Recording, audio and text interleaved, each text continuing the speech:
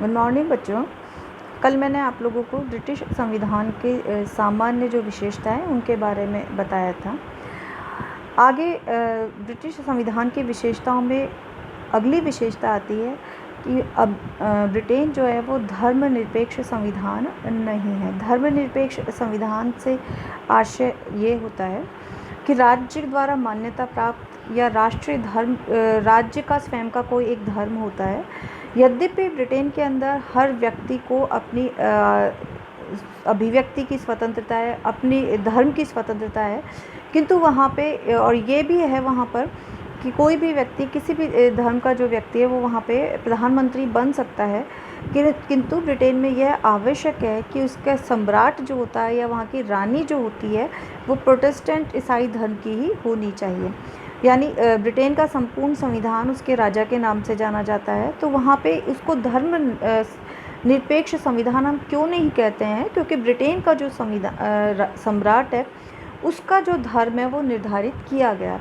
यद्यपि वहाँ पे वास्तविकता यह है कि वहाँ का प्रधानमंत्री किसी भी धर्म का व्यक्ति हो सकता है और वहाँ पे वहाँ के जो नागरिक हैं, वहाँ की जो जनता है वो अपने धार्मिक स्वतंत्रता के अनुसार किसी भी धर्म को मानने के लिए पूरी तरह से स्वतंत्र है। यानी राज्य द्वारा बाधित कोई भी धर्म जनता मानने के लिए बाध्य नहीं है। आप लोग ये तो जानते होंगे कि धर्मनिरपेक्ष और धर्म सापेक्ष राज्य किसको कहते हैं। आप लोगों ने फर्स्ट ईयर में भी इसके बारे में पढ़ा होगा कि धर्मनिरपेक्ष राज्य किसे कहते हैं? जिस राज्य का संविधान के द्वारा मान्यता प्राप्त कोई धर्म नहीं होता है उसे हम धर्मनिरपेक्ष राज्य कहते हैं। और धर्म सापेक्ष राज्य हम किसको कहते हैं? जिसमें कि संविधान के द्वारा या संविधान के द्वारा किसी देश को का कोई राज्य धर्म जो है या जैसे पाकिस्तान है उस देश का ही धर्म घोषित संविधान के द्वारा किया जाता है, उसको हम धर्म सापेक्ष राज्य कहते हैं। अगला है संसदीय शासन प्रणाली। संसदीय शासन प्रणाली, जैसे कि मैंने आप लोग को पहले भी बताया है कि ब्रिटेन के संविधान की जो सबसे महत्वपूर्ण विशेषता है वो क्या है कि ब्रिटेन एक संसदात्मक शासन व्यवस्था वाला देश है। संसदात्मक शासन व्यवस्था क्या होती है पहले भी मैं आप लोग को बता चुकी हूँ कि जिन देशों के अंदर संसदात्मक शासन व्यवस्था होती है उन देशों में संसद में जिस भी राजनीतिक दल को बहुमत प्राप्त होता है उस राजनीतिक दल को सरकार बनाने का अवसर दिया जाता है और वो सरकार तब तक कार्य करती है जब तक कि संसद में उसका आवश्यक बहुमत बना रहता है। यानी बहुमत हम किसको कहते हैं? आधे से एक अधिक जो होता है वो क्या होता है? बहुमत कहलाता है। तो जिस भी राजनीतिक दल को बहुमत प्राप्त होता है संसद में उसी राजनीतिक दल को सरकार बनाने का अवसर मिलता है और अगर सरकार अपना आवश्यक बहुमत संसद में खो देती है तो ऐसी स्थिति के अंदर सरकार को अपना त्यागपत्र देना पड़ता है। ब्रिटेन को संसदात्मक शासन व्यवस्था की उत्पत्ति वाला या उसके जनक जो है वो देश कहा जा सकता है और विश्व के बहुत सारे देश ऐसे हैं जिन्होंने कि ब्रिटेन की इस संसदात्मक शासन प्रणाली को अपने देश के अंदर अपनाया है।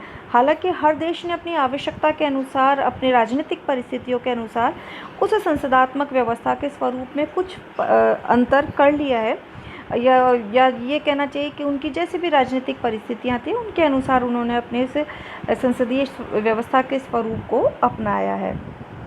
अगला आता है संसद की सर्वोच्चता। संसद की सर्वोच्चता से आशय है कि हर देश के अंदर किसी न किसी संस्था की किसी न किसी अंग की सर्वोच्चता का सिद्धांत विद्यमान होता है। जैसे भारत के अंदर है, भारत में संविधान सर्वोच्च है, जनता संप्रभु है। इसी तरह से ब्रिटेन के अंदर वहाँ पे कौन सी संस्था संप्रभु है? वहाँ की संसद सर्वोच्च है। संसद की सर्वोच्चता से आशय यह है कि संसद के द्वारा निर्मित कानूनों को किसी भी अन्य संस्था के द्वारा परिवर्तित नहीं किया जा सकता है। संसद की शक्ति वहाँ पे इतनी सर्वोच्च मानी जाती है कि उसको किसी भी व्यवस्थापन के द्वारा, किसी भी कानून के द्वारा सीमित नहीं किया जा सकता है। संसद जो भी कानून बना देती है वो अंतिम होता है और वहाँ पे सर्वोच्च न्यायालय को भी के द्वारा भी संसद के द्वारा निर्मित कानूनों को चुनौती नहीं दी जा सकती है। यानी इसको अगर हम साधारण शब्दों में समझें तो कानून बनाने वाली संस्था कौन है? संसद है। संसद ने वहाँ पे कानून बना दिया तो वो अंतिम होता है और उसमें किसी भी तरह का संशोधन, परिवर्तन या किसी भी तरह का चेंज लाने का जो अधिकार होता है वो किसी भी राजनीतिक संस्था को नहीं होता है। भारत जैसे देशों के अंदर भी या अमेरिका के अंदर भी कानून बनाने का कार्य संसद ही करती है, लेकिन भारत में भी हम कह सकते हैं कि संसद सर्वोच्च है, लेकिन यहाँ की न्यायपालिका को न्यायिक पुनरावलोकन की शक्ति प्राप्त है, या न्यायिक पुनरावलोकन के माध्यम से न्यायपालिका संसद के द्वारा निर्मित उन कानूनों को असंवैधानिक घोषित कर सकती है जो कि संविधान के विरुद्ध हैं, या न्यायपालिका को ये लगता है कि इनसे संविधान का किसी भी तरह का हनन हो रहा है या संविधान का इससे किसी भी तरह का उल्लंघन हो रहा है। लेकिन ब्रिटेन के अंदर हम संसदीय सर्वोच्चता क्यों कह रहे हैं? क्योंकि ब्रिटेन में वहाँ की न्यायपालिका को इस तरह का अधिकार नहीं मिला हुआ है।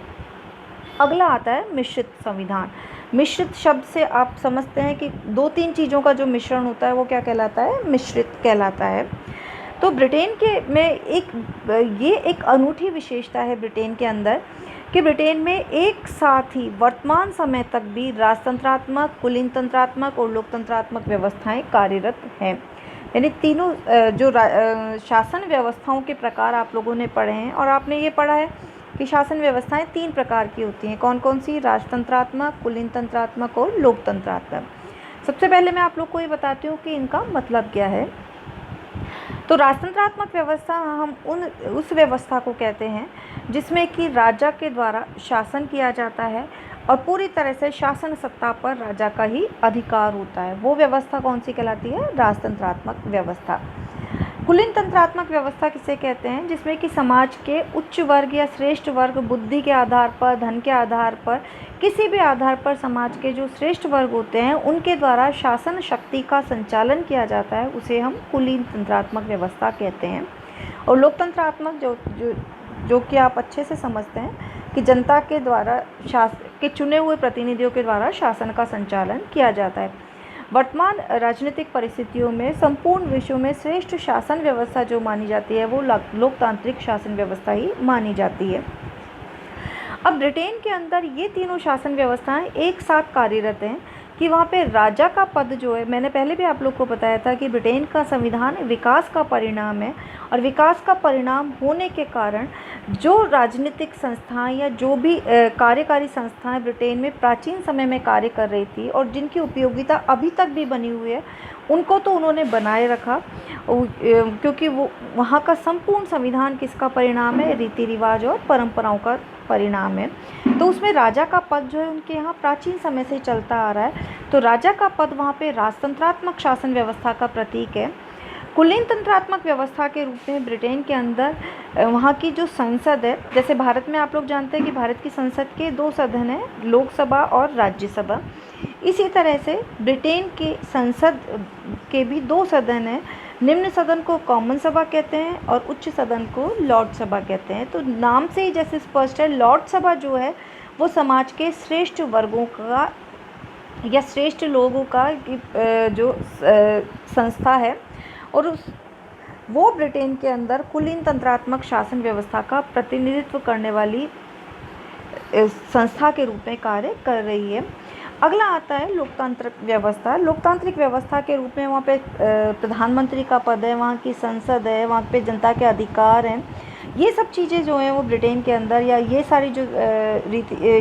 सारे जो कानूनी प्रावधान हैं वो ब्रिटेन के अंदर लोकतांत्रिक शासन व्यवस्था के रूप में कार्य कर रहे हैं।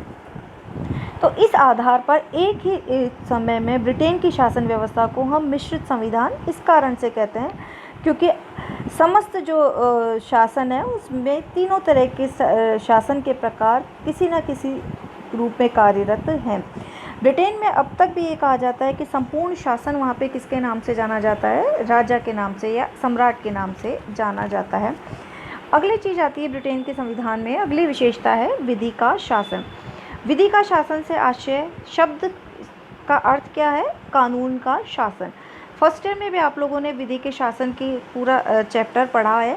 उसमें आप लोगों ने पढ़ा होगा कि विधि के शासन का आशय क्या है कि कानून के आधार पर किसी भी व्यक्ति में किसी भी तरह का भेदभाव नहीं किया जाता, और साथ ही साथ किसी भी व्यक्ति को कानून के उल्लंघन करने का अधिकार भी नहीं दिया जा सकता। कानून जो है, विधि का शासन जिन देशों के अंदर होता है उसमें समस्त व्यक्तियों के समक्ष कानूनी समानता का सिद्धांत विद्यमान होता है। यानी अगर कोई अपराध एक सामान्य व्यक्ति करे और एक कोई उसी अपराध को समाज का कोई उच्च वर्ग का व्यक्ति करे या कोई भी बड़े पद पर आसीन व्यक्ति करे, तो ब्रिटेन के अंदर ये परंपरा है कि उसको समान अपराध के लिए समान दंड का प्रावधान किया गया है। यानी विधि के शासन से आशय क्या है कि जब संपूर्ण शासन व्यवस्था कानून के अनुसार संचालित होती है, उसे हम विधि का शासन कहते हैं। विधि के शासन की जो व्याख्या है वो ब्रिटेन के अंदर डाइसी के द्वारा की गई है। एग्ज़ाम के लिहाज से जो 2 नंबर के क्वेश्चन आते हैं उसमें जनरली ये क्वेश्चन आता है, तो आप लोग इसको विधि के शासन के अर्थ को ठीक से समझना और इसको अच्छे से तैयार कर लेना कि विधि के शासन की व्याख्या किसने की है, डाइसी के द्वारा की गई है। और विधि के शासन का आशय क्या है, कानून के समक्ष समानता, यानी कानून के आधार पर या विधि के आधार पर किसी भी व्यक्ति के मध्य किसी भी तरह का भेदभाव नहीं किया जाता है, सभी कानून के समक्ष समान है। अंतिम जो विशेषता आती है ब्रिटेन में, सिद्धांत और व्यवहार में अंतर। सिद्धांत और व्यवहार में अंतर से आशय क्या है कि ब्रिटेन में जैसी संवैधानिक परंपराएं दिखती हैं, सैद्धांतिक रूप में जो दिखता है वो व्यवहार में कार्यरत नहीं है। यानी ब्रिटेन के अंदर जो सबसे पहला सबसे व्यापक अंतर जो सिद्धांत और व्यवहार में नज़र आता है वो किस रूप में नज़र आता है कि ब्रिटेन में समस्त शक्तियों का जो केंद्रीकरण है, समस्त राष्ट्र का शासन जो है वो किसके नाम से जाना जाता है, सम्राट के नाम से। लेकिन व्यावहारिक रूप में ब्रिटेन में समस्त शक्तियां जो हैं वो किसका प्रयोग किसके द्वारा किया जाता है, प्रधानमंत्री और उसकी मंत्रिपरिषद के द्वारा। यानी एक तरह से आप लोगों ने पढ़ रखा होगा संसदात्मक शासन व्यवस्था में कि प्रमुख जो विशेषता होती है वो नाम मात्र की और वास्तविक कार्यपालिका में भेद होता है। नाम मात्र की कार्यपालिका कौन होती है, जिसके नाम से शासन होता है किया जाता है, और वास्तविक कार्यपालिका कौन होती है, जो कि वास्तव में शासन करती है। यानी वास्तविक रूप में जो संस्था अपनी शक्तियों का प्रयोग करती है उसको हम वास्तविक कार्यपालिका कहते हैं। तो ब्रिटेन के अंदर नाम मात्र की कार्यपालिका के रूप में कौन है, वहाँ का सम्राट है, वहाँ का राजा है, और वास्तविक कार्यपालिका के रूप में कौन है, वहाँ का प्रधानमंत्री और मंत्री परिषद। सिद्धांततः ब्रिटेन में ये कहा जाता है कि ब्रिटेन में निरंकुश राजतंत्र है। निरंकुश राजतंत्र से मतलब आप समझते हैं कि जब राजा अपनी मनमानी शक्तियों का प्रयोग करता है, लेकिन व्यावहारिक रूप में राजा प्रधानमंत्री और मंत्रिपरिषद के हाथ में एक कठपुतली के समान है। कठपुतली से आशय क्या है कि जैसा प्रधानमंत्री और उसकी मंत्रिपरिषद कार्य करती है, उन कानूनों पर अंतिम रूप में हस्ताक्षर करने का कार्य जो है वो राजा के द्वारा किया जाता है। ये मोटे रूप में ब्रिटेन के संविधान की क्या विशेषताएं हैं ये मैंने आप लोगों को बताया। कल मैं आप लोगों को लिखित में नोट्स दूंगी, क्योंकि ब्रिटेन की संवैधानिक ये परंपराएं जो हैं, ब्रिटेन में संविधान का विकास किस तरह से हुआ था, इसके बारे में आप लोग साथ के साथ उन चीज़ों को अपने इस वीडियो से नोट कर लेना। कल मैं आपको लिखित में दूंगी।